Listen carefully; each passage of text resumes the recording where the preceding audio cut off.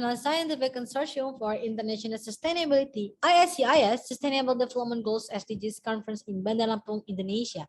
I'm Gabriel as the Master of Ceremony as well as the moderator for this conference. When we talk about research, it cannot be seen from one field of science. Therefore, a scientific collaboration forum is needed. Based on these thoughts, the International Science Consortium for Indonesian Sustainability, ISCIS, is present outside the government to answer the existing scientific debate through the role of interdisciplinary scientists to improve the quality of research in Indonesia by uniting researchers from universities, civil society activists, researchers, and students at home. Inauguration, ISCIS strives to extend researchers' knowledge and understanding of the real world from interdisciplinary perspectives. ISCIS promotes and facilitates interdisciplinary research by providing an international avenue where researchers from all disciplines can share and discuss about their research.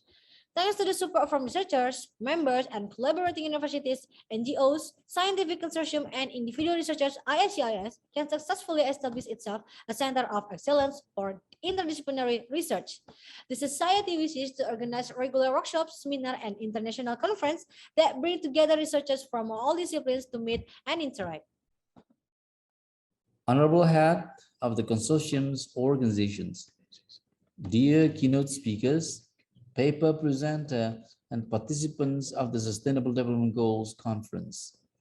Hopefully, we're always in good state. In the midst of the COVID pandemic disaster that is hitting our world right now, we hope and pray that this pandemic will end soon so we can return to our normal routine. Distinguished guests, this international conference is organized by ISCIS, International Scientific Consortiums for Indonesian Sustainability.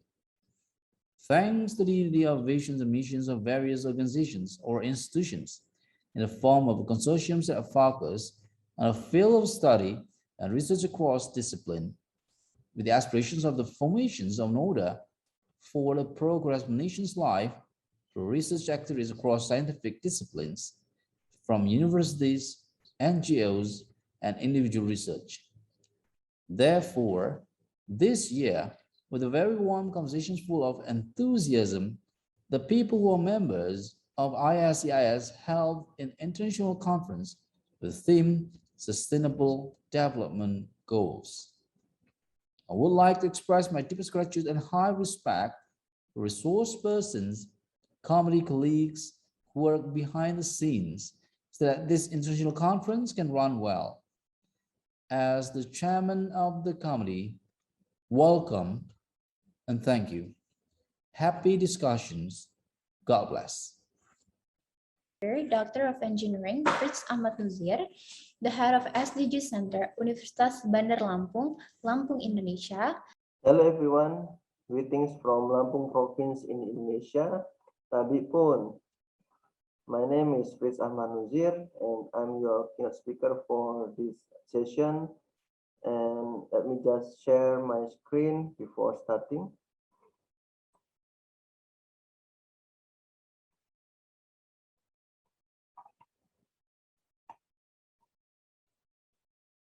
Okay, sorry for the delay. Also, before starting, I would like to say my appreciation, thank you to all community members of the first international conference on Sustainable Development Goals or ICO SDGs held by the ISCIS. Hopefully this conference will be a fruitful one, a successful one, and I'm glad to be a part of it. So my title is Promoting Mahogany Trees as the Landscape Heritage in Metro City onto Achieving SDG 11. And I will be basically presenting a preliminary study on a case study in Metro City, Lampung Province in Indonesia.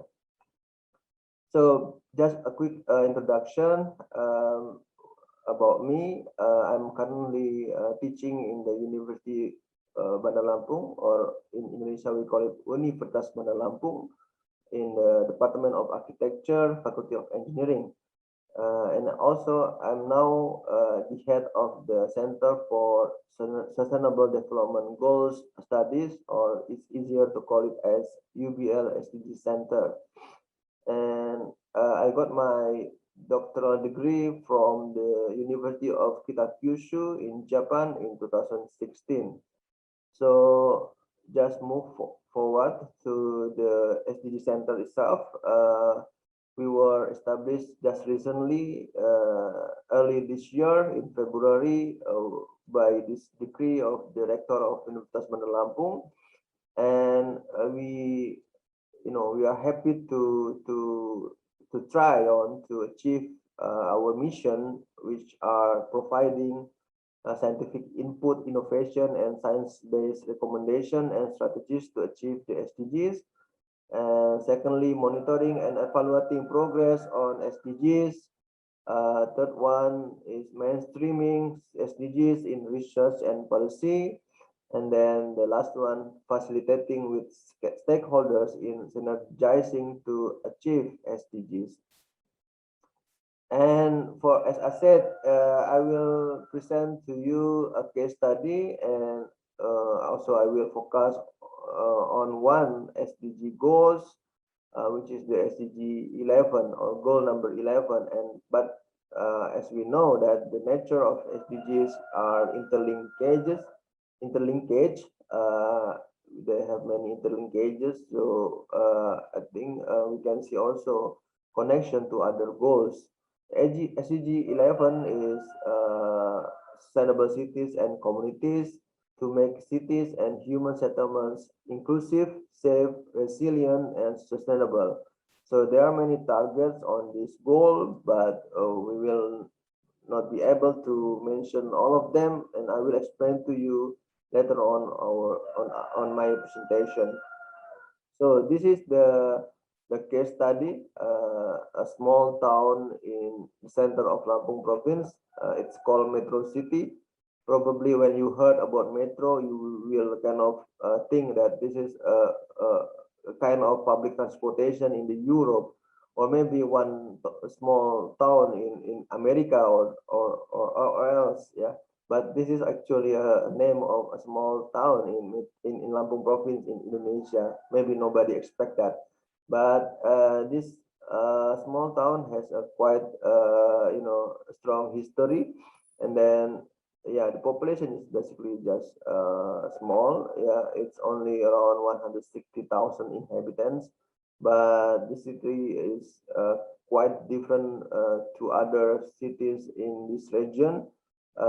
It's quite compact, and then also with the very formal structure of the urban character. Yeah, and there is one major street can be identified as the axis of this city structure, extending from center to the east, actually from the west, but now we discuss only from the center of the city to the east, and it's called Nasution Road. So when we talk about the history of Metro City, we need to mention about colonization.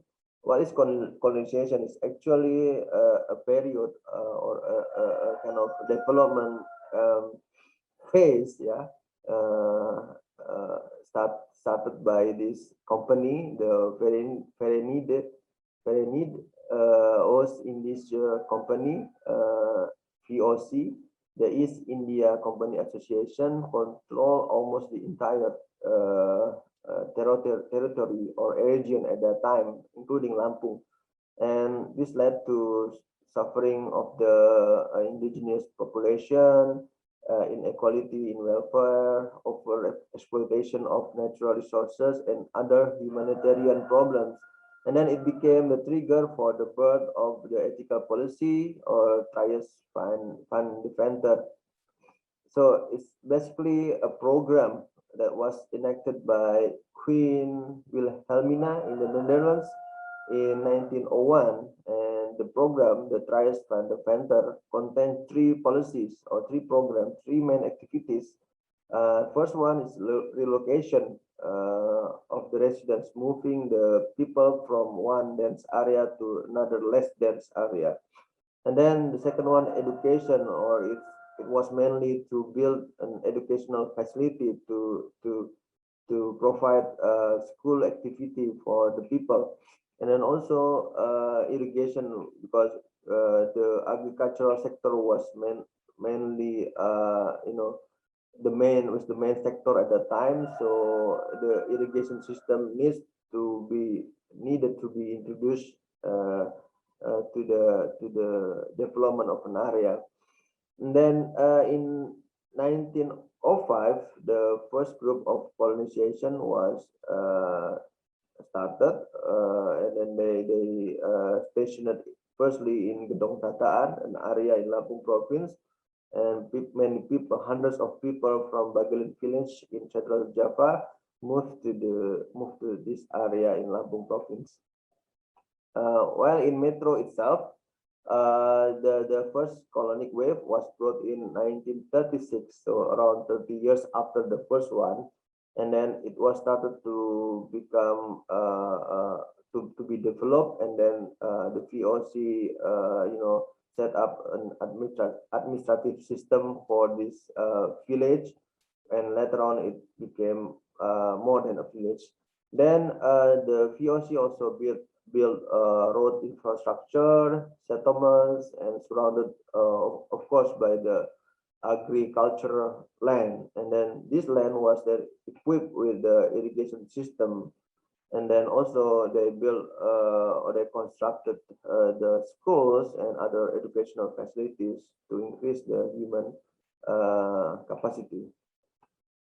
And in this slide, I would like to mention that this kind of development not happening only in Lampung, not only in Metro City, but also in other parts of Indonesia, because the program itself was not only conducted in Lampung, but also in Borneo, in Kalimantan, for example, in Lombok, and then other places in Indonesia.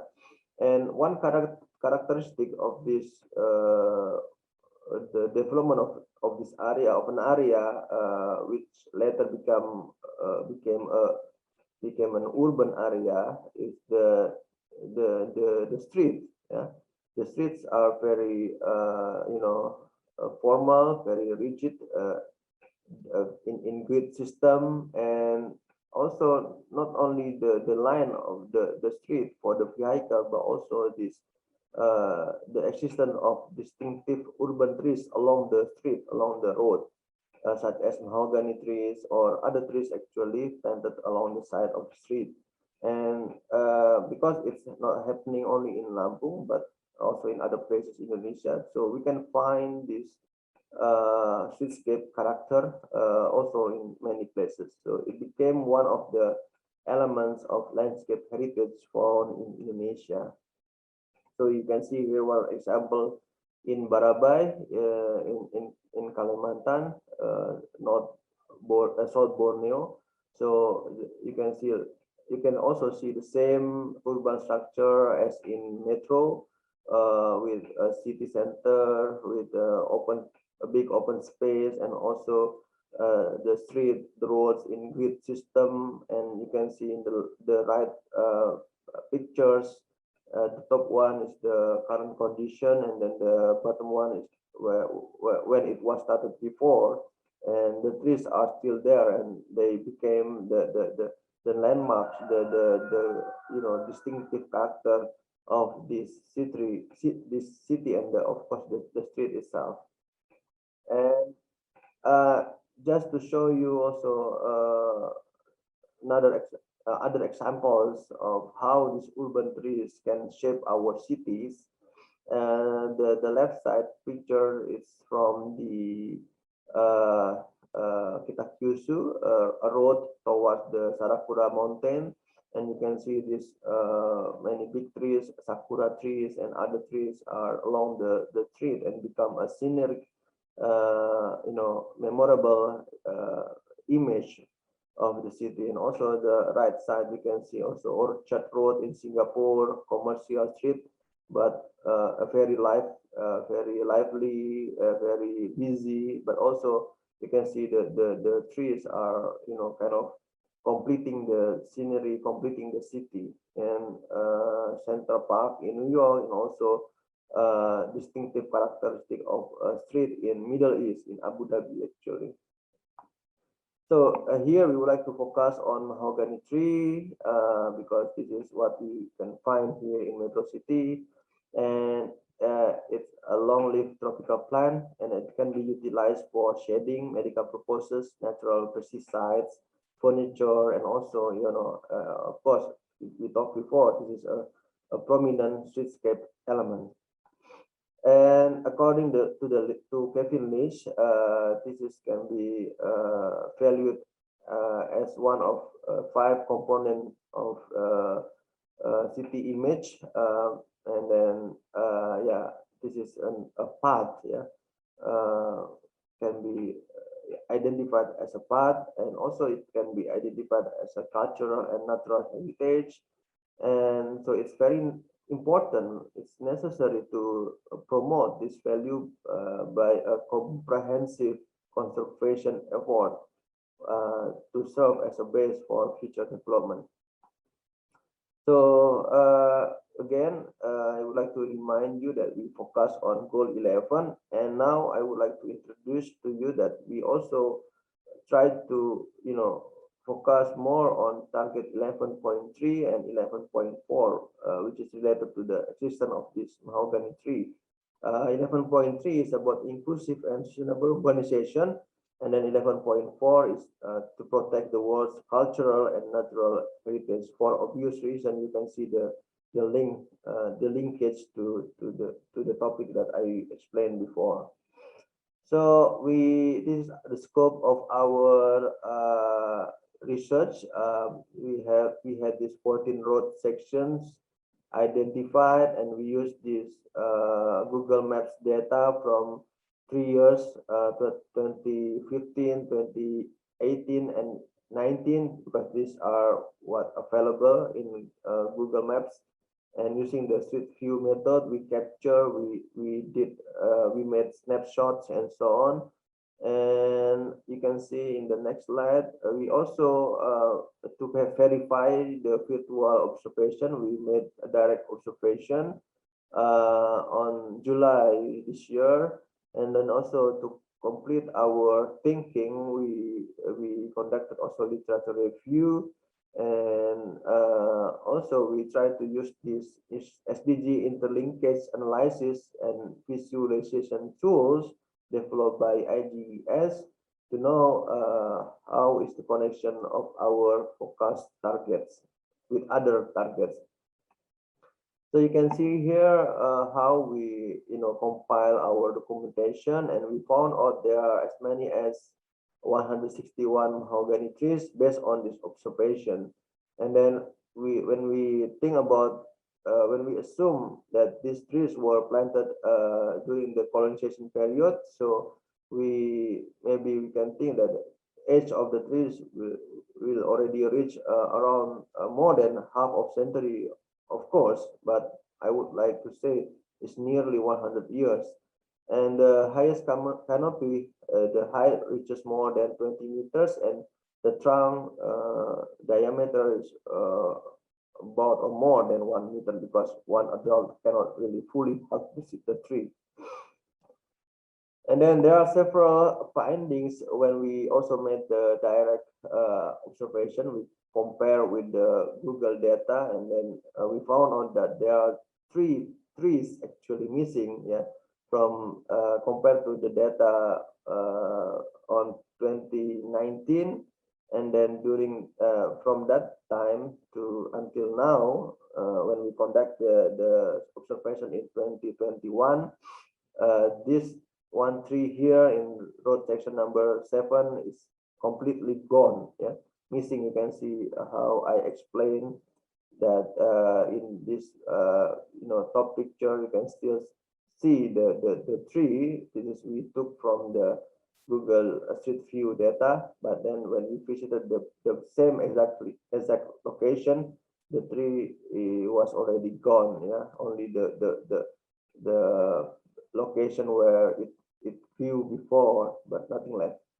But this one also missing already, no longer there, but we can still see, even though it's only a small part of the bottom part of the trees, and also the same situation with this one. So this finding, we can conclude that the we need to revise our Google data finding, yeah, from 191 trees, at least now it's only -3 is only 158 mahogany trees that are still there along this road. And also from this loss of the trees, and also various careless action toward the surrounding of the trees, we can kind of assume that the value and potential of this tree has not been fully realized, and there are still lack of effort to educate and inform the public, the people, about the importance of the mahogany trees. And just a quick comparison, even though maybe it's different scale, but I think this can bring us a good lesson from the High Line in New York City. There is a public open space built on a historic railroad line, that combines also cultural value with the natural value. And even though this is owned by the New York government, the local community group of residents, they gather, they call themselves Friends of the Highland, and they manage to raise funds to cover the park annual operating budget. So this kind of spirit we can hopefully bring over here to Metro City. So that's why when we started this research, we actually want to know the current condition of the role of mahogany trees, because by knowing this, by understanding the challenge, the situation of the mahogany trees, then we can, obviously we can see the importance of immediate conservation efforts that needs to be, start to be conducted in this city towards the mahogany trees. So based on our literature review, we found out that there are mainly 4 conservation components. One, as we can see in the Highline case study, we need to have community participation, and then we need to have proper knowledge and skills to apply the conservation effort. And also we need to have a good planning, good regulation, good institution, and then lastly we need to have a good or at least an available financing scheme for our conservation effort. And then also we learn, also based on case studies and literature review, there are 7 steps in order to complete this, or to start and then implement and then complete this conservation effort. First, we need conducting a complete study first. We need, as we started right now, as I explained to you before, we need to understand the city's natural, cultural, and human resources condition right now. And then we need, then secondly, using participatory planning and consultation, we need to sit down together with various stakeholders to set goals and stages of conservation, so that this conservation effort is not only government's effort, but it's a common effort. And then third one, assessing the vulnerability of the landscape heritage to other impacts, right? Especially to the current pandemic. Yeah, this is kind of a research that we need to fully conduct, and then in detail. So we have a better data, a better scientific data to serve as the base for the next steps. And then the fourth one, integrating the value and potential of landscape heritage into a broader urban development framework to the city plan, to the other policies, other development policies, to the regional planning and so on. We need to start to integrate the value of this landscape heritage. And also, we need to prioritize creating policy stages of preservation or preservation in each development reference document. And then we need, as we mentioned before, for the financing, we need to establish an appropriate public and private partnership scheme. And then lastly, for coordinating for this collaboration, we need to have a good and strong institution with a good also mechanism to have everyone involved. And when we use the SDG interlinkage tools, we found out this finding that the 11.3 target was related to more goals and targets compared to the 11.4.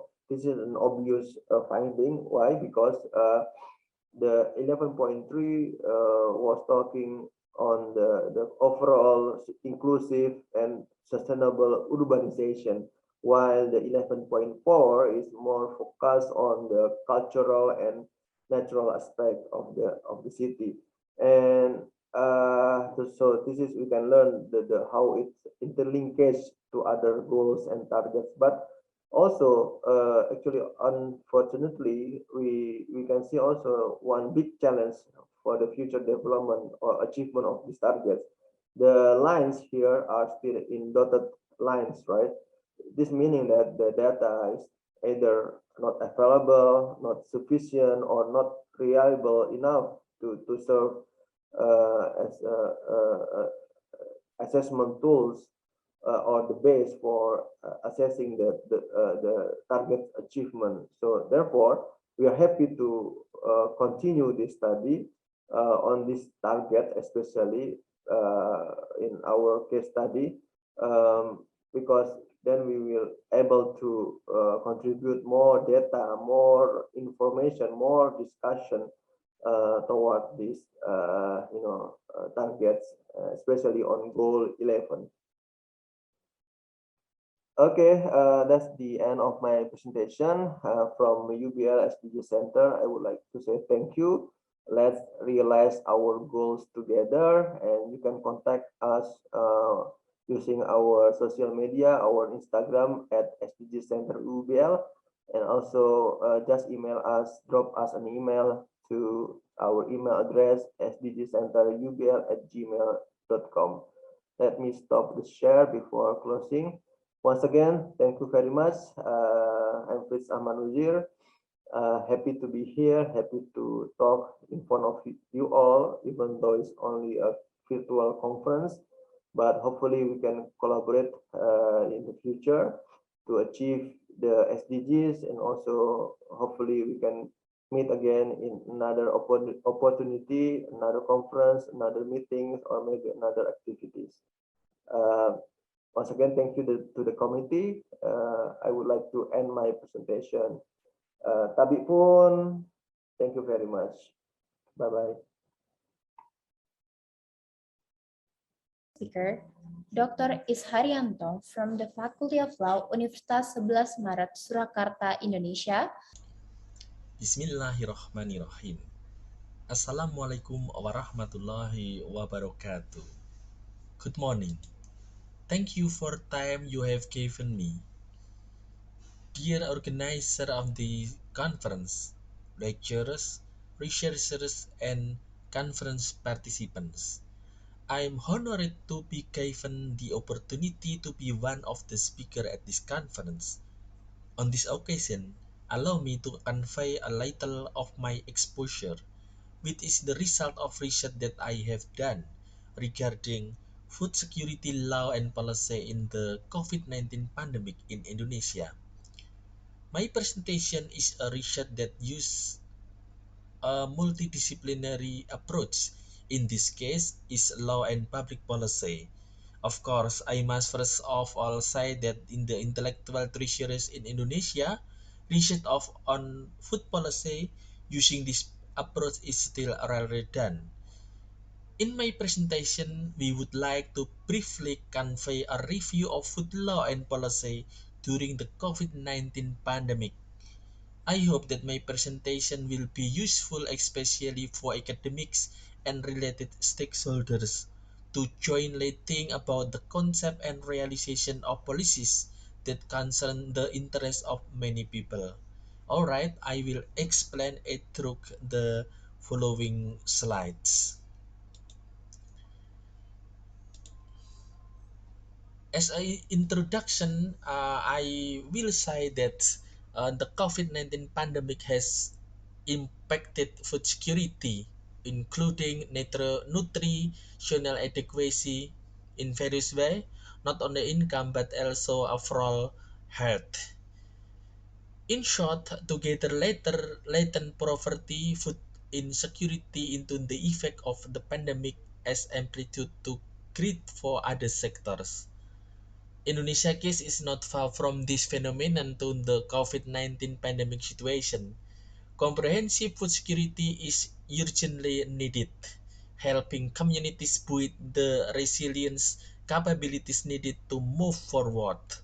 The social assistance rolled out by the state does not target effort to maintain food security, even though it includes 10 benefits to the beneficiaries. In fact, state intervention is needed to maintain food security as part of social protection. Whereas the food law requires the government and local government to be prepared to build food reserve and food availability in an emergency situation, the policy is running normally and under the pretext that the stock of food availability in the region has actually increased quantitatively. Yet the governance for food security is not much different between the pandemic period and the normal situation. This phenomenon is interesting based on a legal point of view. Law, in a positivistic view, is believed to have a projective character for all circumstances. The operational description is in the form of neutral and often draft commands that translate fact into a reality.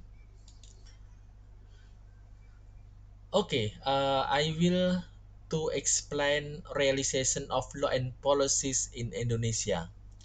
The first framework is the long-term development plan on the national 2005-2025, which explicitly confirm the importance of food security and nutrition for the development of the nation.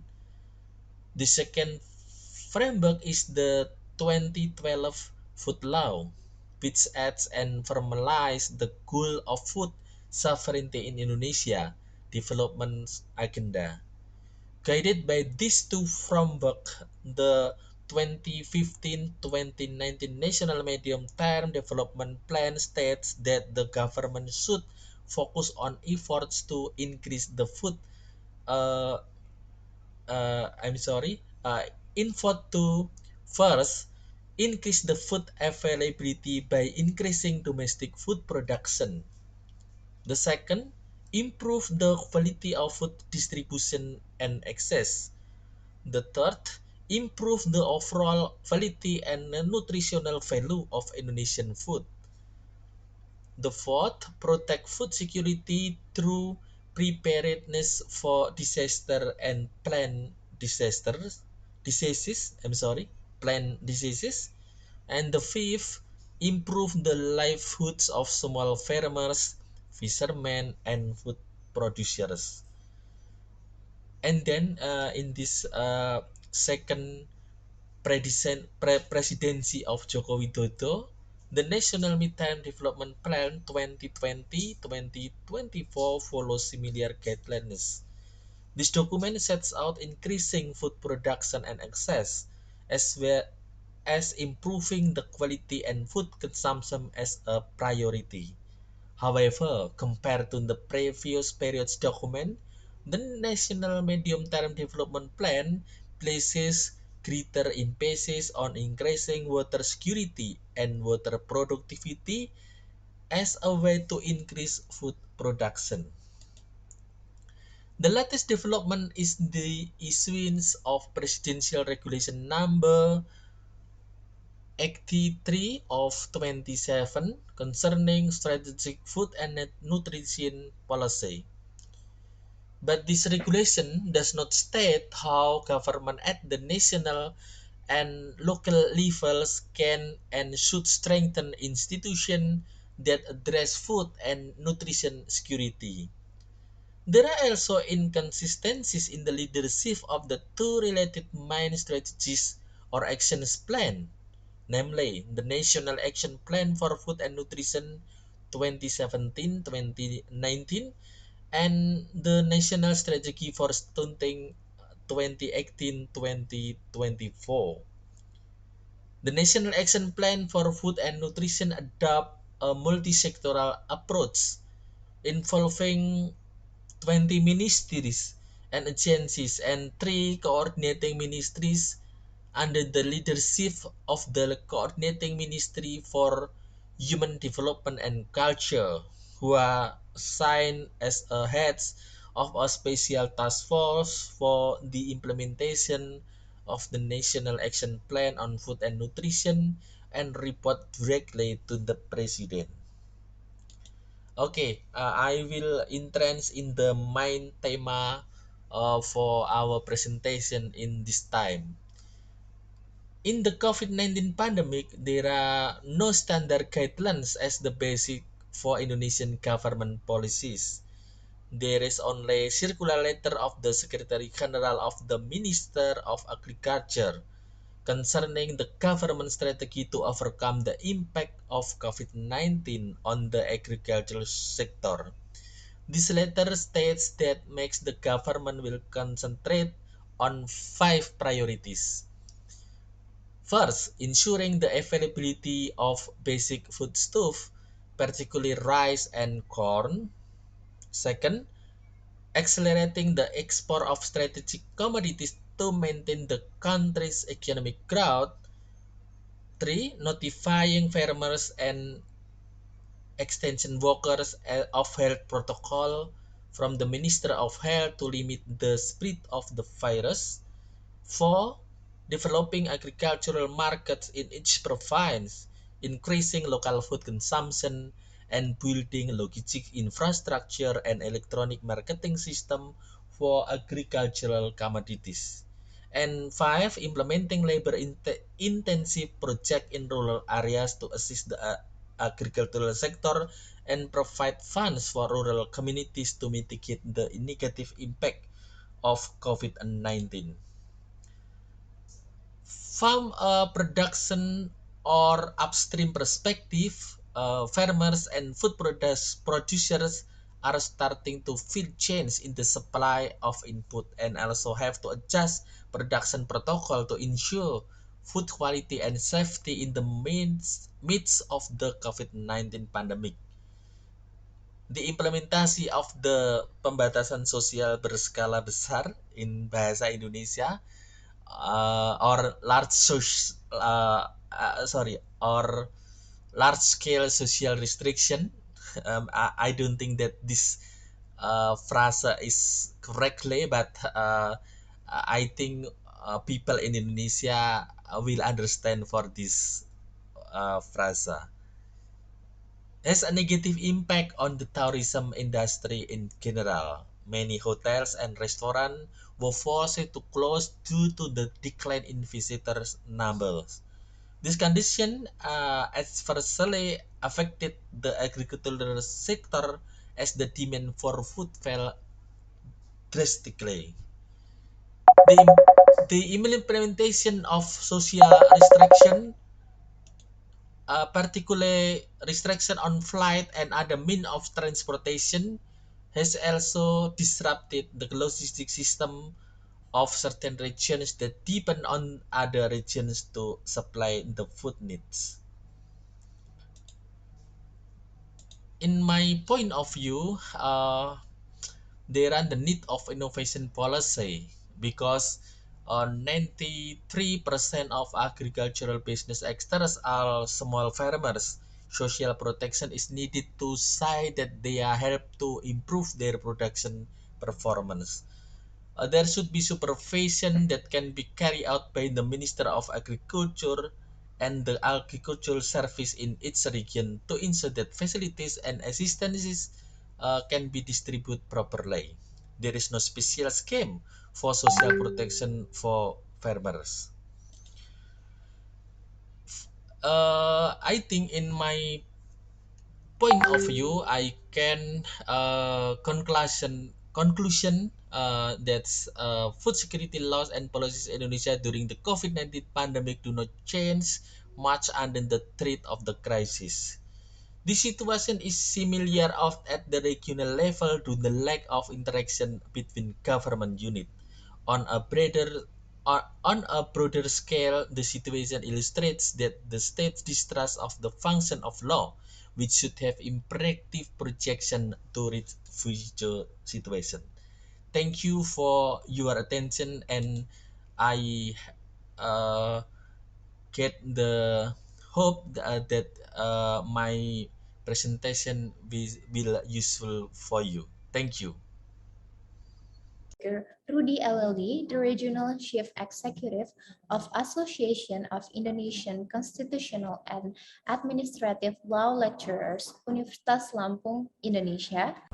Good afternoon, ladies and gentlemen. Thank you for inviting me in this prestigious event of the first Sustainable Development Goals managed by ISCIS.org, and I'd like to say hello to all the audience here, and then to many people who watch this conference through YouTube. And my presentations today will be on the green judgments to green legislation. So basically it will talk about the position of SDGs in the legal system and how the Constitutional Court of Indonesia has starting the idea or initiate the idea of green judgment. And in my presentations, I'd like to continue that this green judgment is not enough. We need to have a green legislation in this matter of SDGs.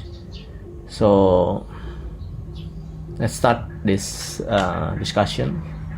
So if you are aware of this Sustainable Development Goals is coming from the MDGs. So MDGs want to achieve a goals of development in 2015, and the Millennium Development Goals after that should be continue by the Sustainable Development Goals. By its name, sustainable, so the goals of development should also consider how the sustainable of the earth and also its people can be achieved. So if you see, there are many goals of SDGs, 17 goals. It consists of huge area of development, from the poverty to also the until if you see it's all also in the how the life under the seas, and then development, gender equality, and so many things. So it is the huge project of the world, and then supported by many countries, and also especially in developing countries, they want to they have been asked to integrate these goals into their development plannings, including Indonesia. So I think this is important issue, but the problem is how we support this SDGs by using the legal instrument. So my area of the academic field is the legislation making, legislation drafting. So I would like to see the SDGs by the point of view of the legislation making. If we see this chart, we see how the SDGs, a very huge area, and many legislation or law has been focused on the environmental law and land ownership, and also there are also links into disaster management and customary right. But if we are aware of this matter, of this sustainable development goals, it always relate with the environmental law. It always relate with how green the development is, and then how green all the issue involving the sustainable development has been achieved by many countries. The 17 goals, and then many issue, many strategy, many policy need to be achieved by the SDGs, but legal instrument is not supporting, it's not comprehensively supporting the sustainable development goals. If you all see, if you research and many documents of the development planning, so SDGs usually has been in the form of the development action. So it's not in the framework of the legal instrument. It's not in the framework of the legislation, but usually they use it in the development planning in the form of the action planning from the central government to local government. But however, if we see the ecosystem of the legislation especially in Indonesia, we have a constitutional court, and then it is a new court. It's a relatively new court since 2003, and then it has many. It gives many judgments on many issues, and some of them has been classified as the green judgments. So I would like to move to other slide that right now from its establishment, the Constitutional Court has been make some judgments. They decide on many things, and some of them is considered as a green judgments. For example, judgment number 058 and blah blah blah, and 2004, and judgment number 8 in the 2005. It is on the law and water resources, and then this it considered in the green judgments because it would like to conserve the water resource in Indonesia. And also the second one is judgment on number 13 2005, and judgment number 21 in 2005 also. It's on the law and forestry, and how the judgment specifically focus on how the conservation of the forest in Indonesia, and I think it is also relevant with the SDGs, and it can be considered as the green judgments.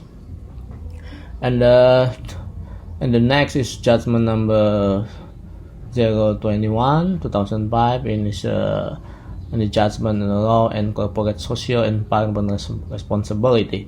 It means that the company should think on how they act and how they can contribute to the social and environmental field in their area of the operations. And then the last one is judgment on number 35. It is very phenomenal. It's on the customer recognition. So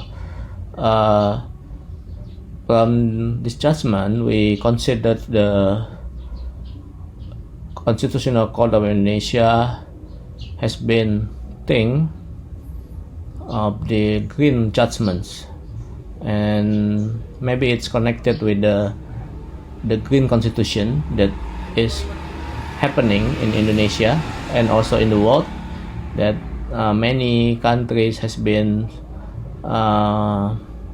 thinking on how green is constitution and how the constitutional court or Supreme Court can support this. But I would like to move that we, in the case of SDGs, we are not thinking on only a constitutional right in the form of the green judgment from the constitutional court, but we also should think on the legislation making, on how the legal instrument in developing countries, not only Indonesia, can support the SDGs. In my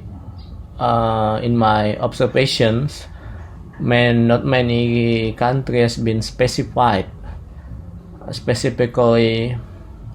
institutionalize the SDGs into legal instrument. And then it also happened in Asia. We are not integrate the sustainable development goals into the legislation making. But in my opinion, it's very important. We need to have a green judgment, green legislation. I'm sorry.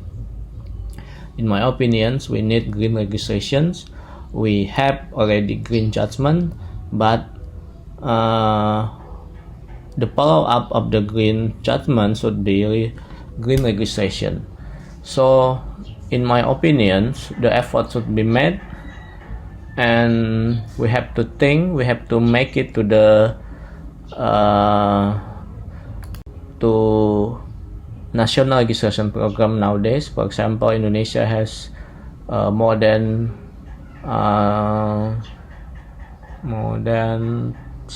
around 300 legislation program, more than. But we have to make it the goals, 17 goals of the SDGs into the national legislation program. So, in my opinion, in many civil countries, the legislation is very important. Without the legislation which can support the sustainable development goals, I don't think the SDGs can be achieved by many countries, rather than SDGs only see as the program coming from the UN. But if we can make it into national legislation program and make it legislation, green legislation to support this goal, I think it will be very beneficial to the sustainable development goals, and it will be make the SDGs ground and then executable and achieved by the time it should be achieved. I think that is my point in this presentations. So my point is how we can achieve, how we can make the green legislations, not only green constitution, not only green judgment, but also green legislation to support SDGs. It's very huge work to achieve these SDGs, but I think by the support of the legal instrument we can achieve this, and it's our works, it's our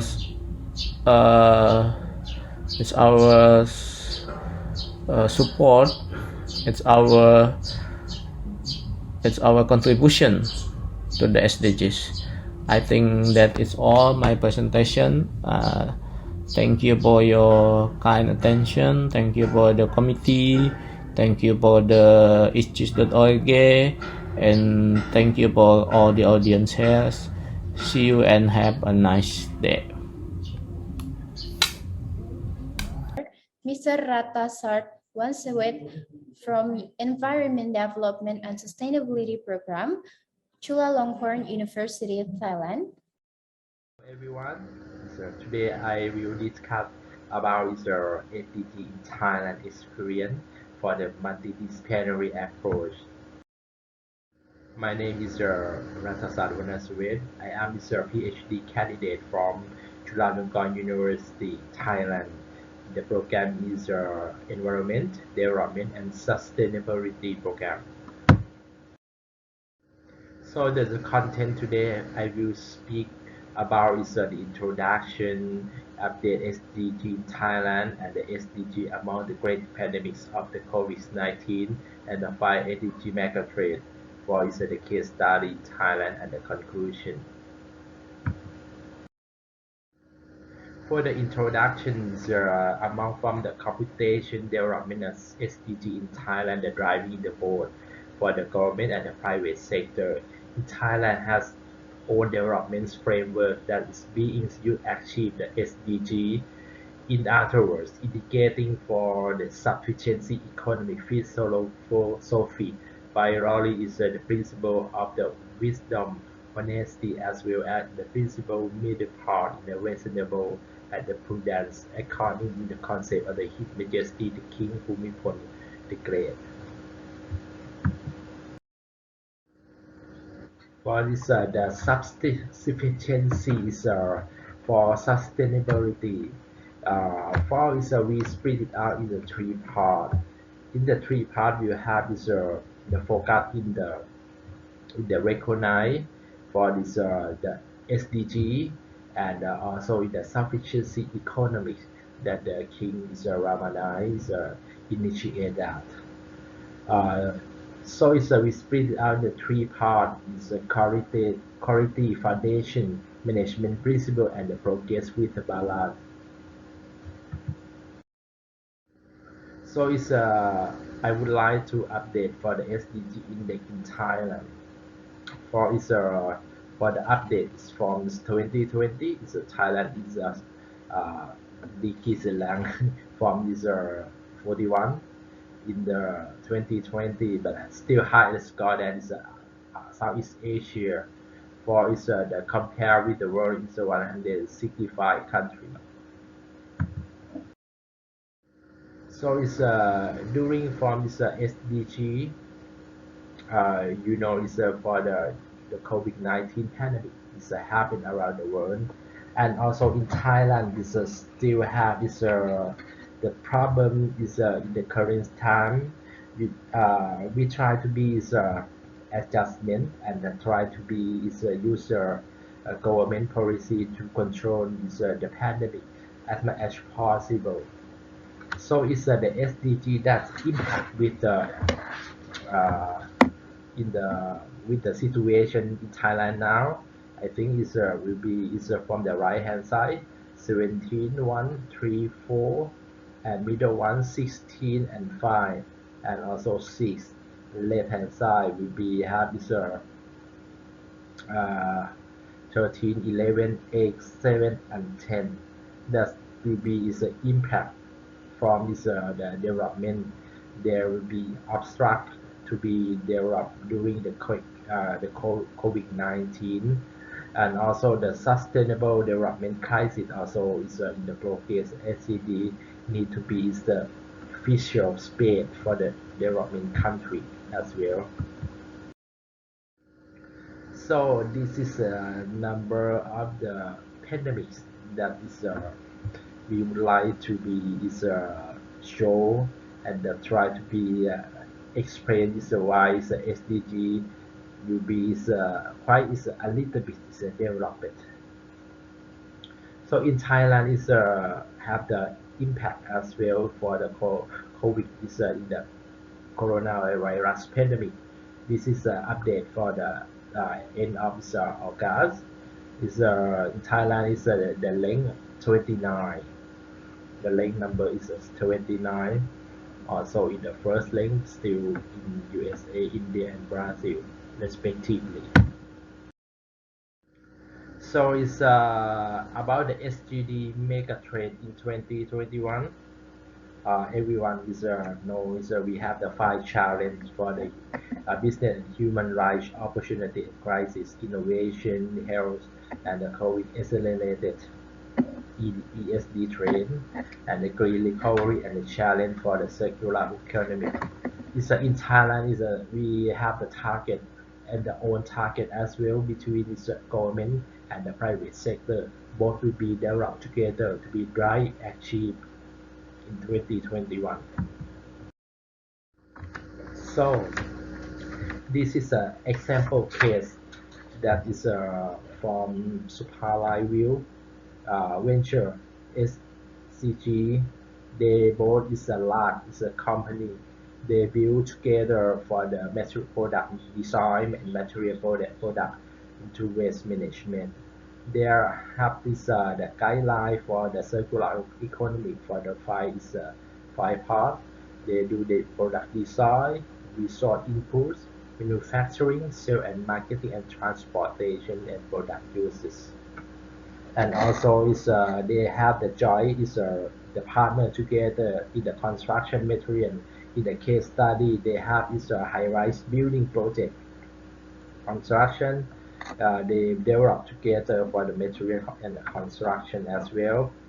And also about the result. The result of this project is can be reduce the concrete weight testing by up is a 5 times and reduce cost, reduce dust, reduce transportation, and short the construction time. And also the determine the length of the PVC, PPR, and the conduit PVC pipe, so with high construction load of the building. They still can reduce amount of the pipe scrap left to use even developing process recycle construction waste left over from use within agency able to be used again. For the example case from Chulalongkorn University. Chulalongkorn University is a top in 4 SDG in 2021. This is from from the website of the Chulalongkorn University. We achieved this SDG 8, 9, 15, and 17. Apart from the 14, Chulalongkorn is a top rank in the ASEAN. So the Chulalongkorn University still have the category, the project that boost the SDG in Thailand. Also, we will mention about after this. So the Jula Ari. Jula Ari means aging research innovation. We call in short ARI. So Jula Ari is a platform for integrated interdisciplinary project to support 18 society of 12 departments within Chulalongkorn University, which consists faculty medicine and faculty of nursing, psychology and alliance, health science, faculty engineering, architecture and communication art, law, and the political science art at the College of Demography, focusing proactive action to meet the need aging society, create the research effect the national policy in the form of national elderly plan and action research in the project to develop a system to support the aging society in Bangkok, including creating innovation that will be used to improve quality of life for elderly and those who will be elderly in the future. So as you know, in the future, the population growth will be less. So we in Chulalongkorn University have analyzed the 4 dimensions in terms of the dimension of economy that the people have to encourage about the saving to reduce long-term debt information, providing the system create a job after retirement. Number 2 is dimension of the society is protection the right of the elderly In terms of the law, there is the law legal counseling center in the elderly directive. Number three is the dimension of the health, focusing prevention from adolescence and restoring health by consulting doctor to investigate how to care the elderly, reduce risk, recurrence of the disease, or reduce the problem lying in the bed. And last one, in dimension of technology, in the future we will have is the AI to support elderly.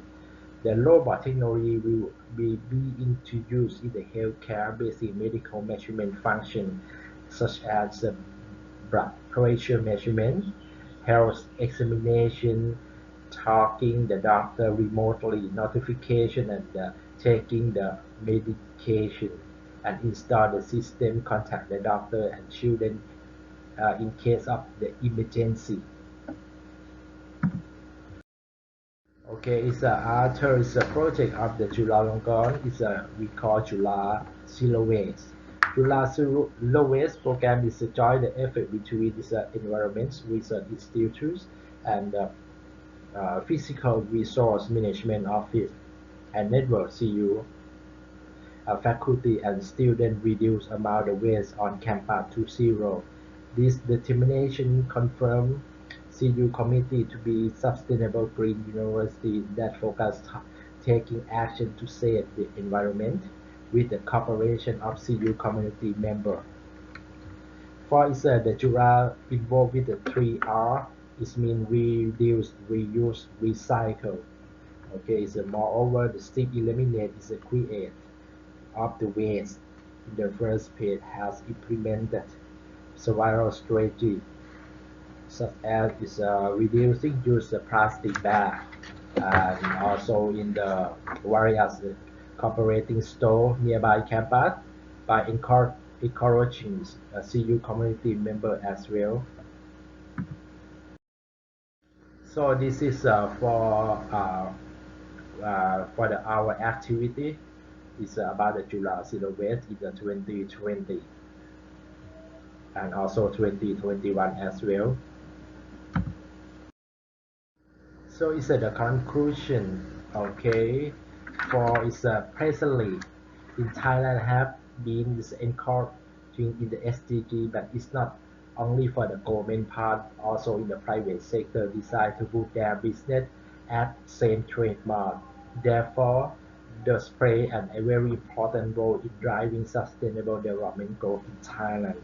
Being in high impact point, reality is also in a position to make big difference. If business side is large, there are several growth the profits to change utilization, resource greenhouse gas emission as well as with the profits come a business operation that care about sustainability in all three areas. Social, economic, environment from beginning to the end of the process is will be thoroughly successful in sustainable business in the future. Thank you very much. Yurika Mori from the doctoral student in architecture, the University of Kitakyushu, Japan. Good afternoon, everyone. Thank you for attending my presentation. My name is Yurika Mori. I am a doctoral student at the University of Kitakyushu, and I'm committee of NPO Kitakyushu Biotop Network Lab. Today, I would like to make a presentation on actions for a sustainable society. Here's today's subject. I have divided my presentation into 6 sections. Let me start by background of current situation. In recent years, many people have gathered and lived in big cities.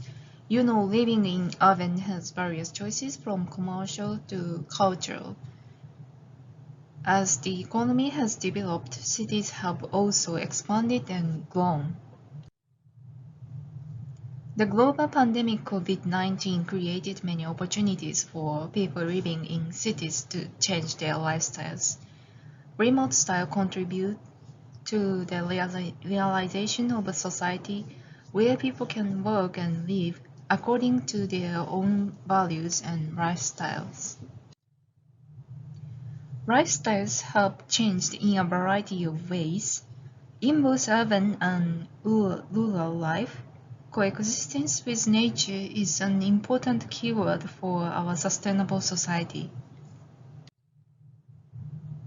As you all know, the SDGs are international goals for a sustainable society.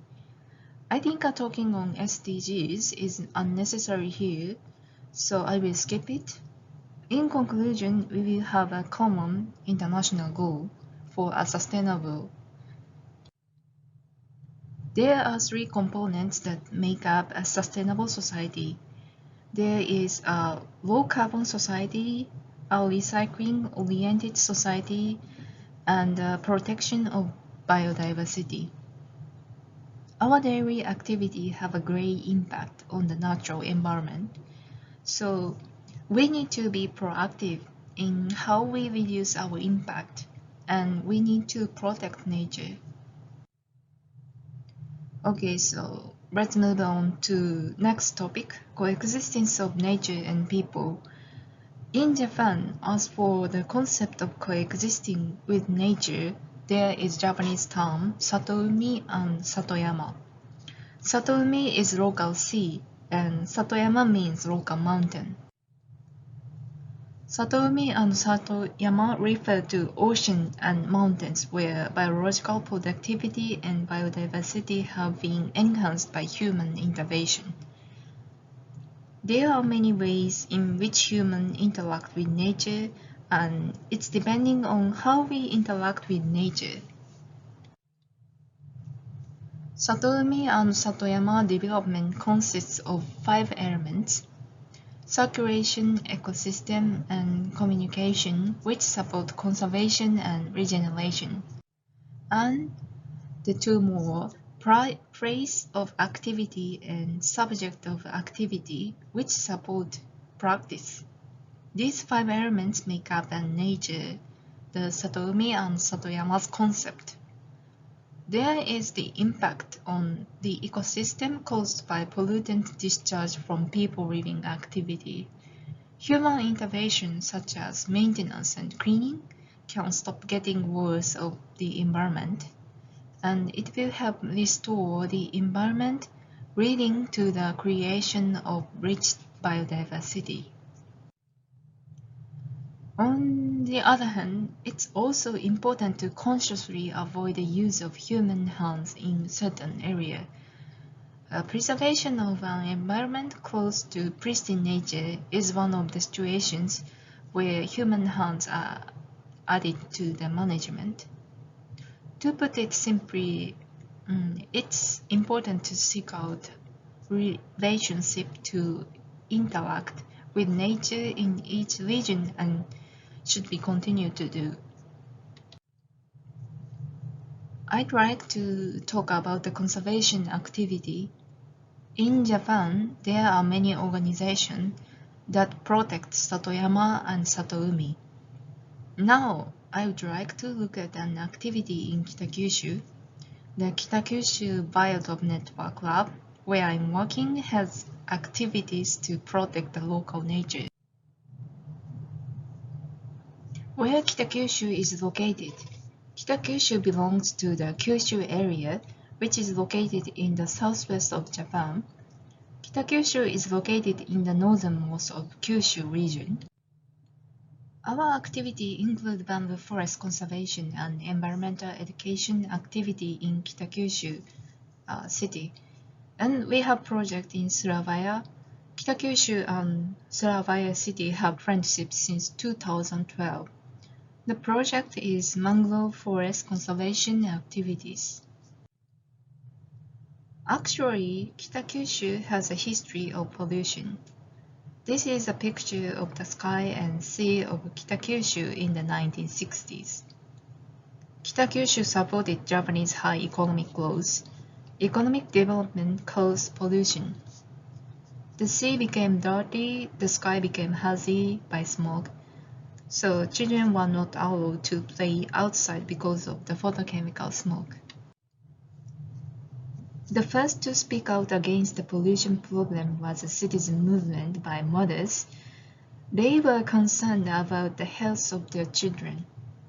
They surveyed the air pollution by themselves. Based on the result, they started a proactive movement to demand improvements from corporation and the government. This effort by the Women's Association have changed the thinking of the government and companies. Citizens, companies, and the government worked together to improve the situation, and the city's sky and sea were revived. In the case of overcoming pollution, the most important point is that the actions by the citizen change. Small actions can lead to major changes. It will be difficult to continue environmental conservation activities without the cooperation of citizens, governments, and companies. Local activity by NPO can bring the power to make the three parties cooperated. In conclusion, let me sum up my main points. I'm aware of two important causes in the NPO activities. One is to raise awareness of the environment among children and local residents through practical activity. And the other is to actually take action to protect the beauty of nature. The second is to bring about a change in people's lifestyle through environmental education. It's important for us to take actions first and then teach the younger generation so that we can develop into a sustainable society. While the SDGs can appeal to a wide range of people to address environmental and social issues, the focuses should be on how to connect actions. So that's all. I would like to conclude my presentation. It's still difficult to travel abroad at this time, but I'm looking forward to meeting all of you who are attending this conference in person someday. So thank you so much for your attention.